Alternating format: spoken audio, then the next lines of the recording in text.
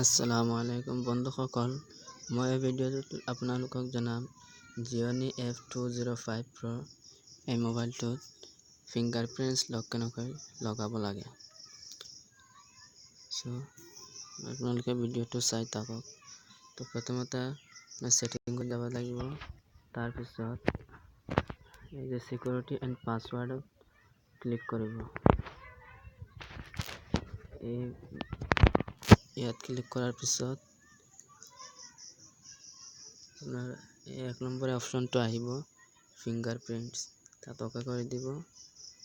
আপোনাৰ যে প্যাটাৰ্ন আছে মোবাইলৰ প্যাটাৰ্নটো কনফাৰ্ম কৰিব লাগিব। তো মই কনফাৰ্ম কৰি দিছোঁ।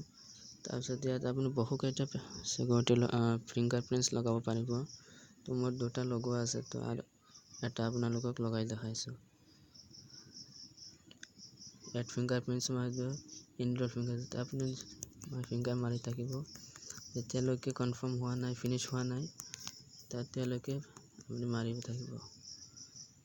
ফিনিশ হৈ গৈছে, এতিয়া ফিংগাৰ 3 লাগিছে। তো মই ফিংগাৰ খুলি দেখাই আছোঁ। এতিয়া আপোনাৰ ফিংগাৰ লাগি গৈছে।